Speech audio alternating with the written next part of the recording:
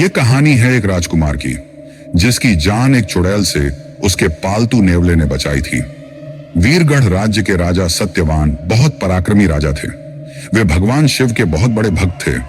वे धर्म क्रम के कार्यों में भी बढ़ चढ़कर भाग लेते थे और अपने राज्य में बहुत से शिवालयों का निर्माण भी करवाया था।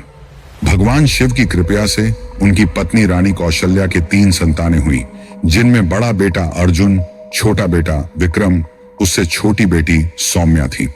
राजा सत्यवान अपनी पत्नी और बच्चों के साथ अपने राजमहल में हंसी खुशी से रहते थे।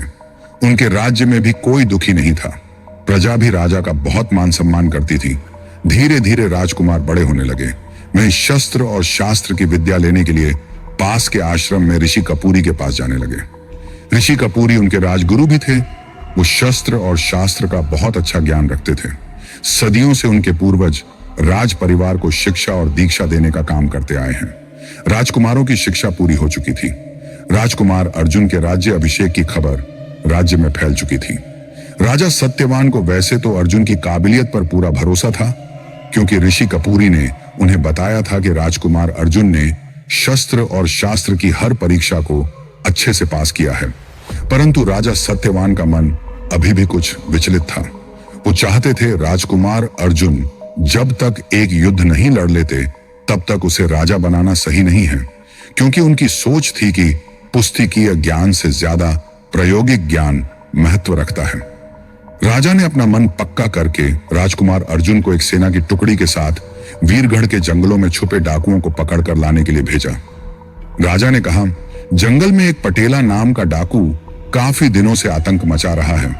वह गांव वालों को लूट कर चला जाता है। तुम्हें गांव वालों को बचाना होगा। जाओ, जंगल से डाकुओं को भगाओ या उन्हें पकड़ कर लाओ। पटेला के बारे में बता दूं, पटेला कोई डाकू नहीं था। वो राजा सत्यवान का अच्छा दोस्त था। वो जंगल में रहने वाले कबीले का मुखिया था, जिसमें राजकुमार अर्जुन को राजा सत्यवान ने भेजा था। राजा सत्यवान ने अर्जुन की परीक्षा लेने के लिए यह योजना बनाई थी। राजकुमार अर्जुन जब ऋषि कपूरी के यहाँ शिक्षा ले रहे थे, तब पास के जंगल में लकड़ियां बिनते हुए उन्हें एक नेवला का बच्चा मिलता है। नेवले के बच्चे की मां मर चुकी थी और वह बच्चा उसके पास बैठा रो रहा होता है। राजकुमार अर्जुन को उस नेवले के बच्चे पर बहुत दया आती है और वो उसे उठाकर अपने साथ ऋषि के आश्रम में ले आता है। राजकुमार अर्जुन देखता है कि नेवला एक चमत्कारिक नेवला है। वह मनुष्य की भांति बोल सकता है। यह सब देखकर ऋषि कपूरी भी हैरान थे और उसे किसी देवता का रूप समझकर अर्जुन को अपने साथ रखने के लिए कहते हैं। नेवला राजकुमार के साथ रहने लगता है। जहां राजकुमार अर्जुन जाता, नेवला भी उसके साथ वहीं जाता, उसी के पास ही सोता। राजकुमार अर्जुन भी उसका ख्याल बहुत अच्छे से रखने लगे। उसे अपने भाई की तरह प्यार करने लगे। दोनों में बहुत गहरा संबंध बन चुका था। जब राजकुमार अर्जुन राजमहल लौटे तो नेवले को साथ ले आए। राजा सत्यवान जब नेवले को देखते हैं तो हैरान हो जाते हैं और वो भी राजकुमार अर्जुन को नेवले को अपने साथ रखने की सलाह देते हैं। जब राजकुमार अर्जुन जंगल में डाकू पटेला को पकड़ने जाते हैं तो अपने साथ नेवले को भी ले जाते हैं। अर्जुन जैसे ही जंगल में घुसने वाला होता है, पटेला के आदमी राजा सत्यवान की योजना के अनुसार अर्जुन पर हमला कर देते हैं। अर्जुन उनसे एक वीर की भांति लड़ते हुए उन्हें बंदी बना लेता है। पटेला के एक आदमी को उसके कबीले में भेजता है और उसे अपने आदमियों के बदले खुद को गिरफ्तार होने के लिए बोलता है। पटेला को खबर मिलते ही वो अपने बाकी साथियों के साथ अर्जुन पर हमला कर देता है। अर्जुन और पटेला के बीच काफी देर तक युद्ध चलता है और आखिरकार अर्जुन की युद्ध नीति से पटेला हार जाता है। पटेला अपने आप को गिरफ्तार करवा देता है। जब अर्जुन उसे बंदी बना रहा होता है, तब अर्जुन के साथ आया एक सैनिक बताता है कि पटेला कोई डाकू नहीं है। यह महाराज का बहुत अच्छा दोस्त है और महाराज ने ही आपकी परीक्षा लेने के लिए इन्हें यहाँ आपसे युद्ध करने के लिए भेजा है। सैनिक की बात सुनकर अर्जुन पटेला को छोड़ देता है। अर्जुन के मन में जंगल को देखकर शिकार खेलने की उत्सुकता होती है। वो सैनिकों को लौट जाने के लिए कहता है और खुद शिकार खेलने के लिए जंगल के अंदर चला जाता है। शिकार खेलते खेलते अर्जुन जंगल के बहुत अंदर तक चला जाता है और लौटते हुए उसे शाम हो जाती है। सर्दियों की शाम थी। सूरज ढल चुका था और अंधेरा धीरे धीरे जंगल को अपनी आगोश में ले रहा था। अर्जुन को जंगल के भीतर एक पुराना किला दिखाई देता है। ठंड और थकान से व्याकुल अर्जुन ने सोचा कि क्यों ना रात यहीं बिता लेनी चाहिए। किले में घुसते ही अर्जुन को अजीब सा एहसास हुआ।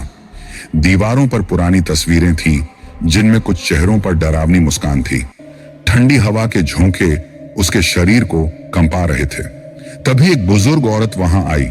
उसकी आंखें गहरी लाल थीं और उसकी मुस्कान में कुछ खौफनाक था। उस बूढ़ी औरत ने अर्जुन से दरवाजे की ओर इशारा करते हुए कहा, बेटा, तुम इस किले में रात बिताना चाहते हो? अर्जुन को यह सुनकर अजीब तो लगा, लेकिन वह बहुत थका हुआ था।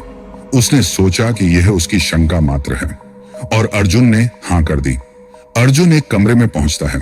अर्जुन कमरे में मौजूद पलंग पर सो जाता है। नेवला कमरे में एक कोने में अर्जुन के पास बैठ जाता है। कुछ देर के बाद नेवले को कुछ अजीब से आवाजें सुनाई पड़ती हैं, मानो कोई तलवार को धार लगा रहा हो। नेवला कमरे से निकलकर इधर उधर देखता है, मगर कुछ दिखाई नहीं देता है। नेवला पूरे किले में घूमने लगता है और उसे एक कमरे में वो बूढ़ी औरत तलवार को धार लगाती नजर आती है और साथ में कह रही होती है, आज तो एक राजकुमार को खाने का मौका मिला है, उसे तो मैं कच्चा ही खा जाऊंगी। नेवला ये सब सुन लेता है और पीछे से आवाज लगाता है, क्या कतर कतर पहना रही हो? नेवला राजा अभी जगा हुआ है। चुड़ैल पीछे मुड़कर देखती है, पर नेवला छुप जाता है। चुड़ैल फिर से तलवार को धार लगाने लगती है। जैसे ही वो धार लगाना शुरू करती है, नेवला उसे फिर आवाज लगाता है, क्या कतर कतर पहना रही हो? नेवला राजा अभी जगा हुआ है। चुड़ैल अपना रूप धारण कर चुकी थी। उसके लंबे नाखूनों वाली उंगलियां खून से सनी हुई थी, मानो जैसे उसने अभी किसी का कत्ल किया हो। जैसे ही चुड़ैल राजकुमार को मारने के लिए उसके कमरे की ओर बढ़ती है, नेवला उससे पहले ही राजकुमार के कमरे में जाकर उसे सारी घटना से अवगत करवा देता है और उसे सतर्क हो जाने के लिए कहता है। नेवले ने राजकुमार को बताया कि जब तक उस चुड़ैल ने एक काला ताबीज नहीं पहना था, तब तक तो वो एक सामान्य औरत ही थी। राजकुमार समझ जाता है कि चुड़ैल को मारने के लिए उसके गले में पहने काले ताबीज को तोड़ना होगा। राजकुमार नेवले से समझाता है कि यह ताबीज तुम्हें तोड़ना होगा, क्योंकि वह मुझे तो गले तक नहीं पहुंचने देगी। नेवला उसे मारने की सारी प्रक्रिया समझ जाता है। राजकुमार अपने बिस्तर पर घास रखकर उसे चादर से ढक देता है। चुड़ैल कमरे में घुसते ही राजकुमार को बिस्तर पर सोया हुआ समझकर वार करने लगती है। तलवार से लगातार 5 से 6 वार करने पर वो चादर हटाकर देखती है, मगर राजकुमार उसे वहां नहीं मिलता है। राजकुमार को वहां से गायब देखकर उसे गुस्सा आ जाता है और वो उसे मारने के लिए तलाशने लगती है। राजकुमार चुड़ैल को आवाज लगाता है और उसके ऊपर वार कर देता है, मगर चुड़ैल अपनी शैतानी ताकत से उसे उठाकर फेंक देती है। राजकुमार पूरी तरह से घायल हो जाता है। नेवला तेजी से उछलता है और चुड़ैल के पैरों पर झपट पड़ता है। चुड़ैल गुस्से में नेवले को पकड़ लेती है और उसे दीवार पर पटक देती है। नेवला लहूलुहान हो जाता है। राजकुमार फिर से उठता है और चुड़ैल पर फिर हमला करता है। दोनों के बीच काफी देर तक लड़ाई होती है।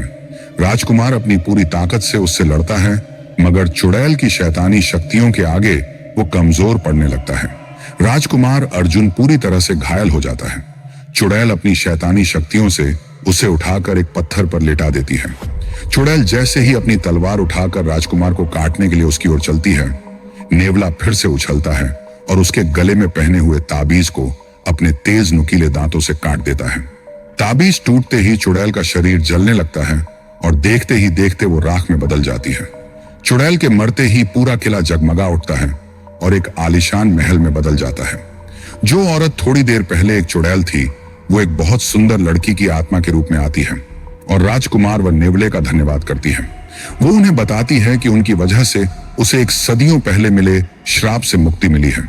उसकी आत्मा वहां से गायब हो जाती है। राजकुमार सुबह होते ही अपने राज्य वीरगढ़ लौट आता है। राजा सत्यवान उसके राज्य अभिषेक की घोषणा कर देता है। वीरगढ़ राज्य को एक दुल्हन की तरह सजाया जाता है। चारों ओर उत्सव का माहौल बना होता है, परंतु राजकुमार अर्जुन के मन में अभी भी एक सवाल कुलबुला रहा था कि क्या श्राप मिला होगा उस सुंदर लड़की को? क्या कहानी रही होगी उस आलीशान महल की? ये कहानी अगर आपको अच्छी लगी हो तो हमारे चैनल को सब्सक्राइब जरूर करें और आगे की कहानी जानने के लिए जुड़े रहे हमारे चैनल रियल हॉरर स्टोरी के साथ। धन्यवाद।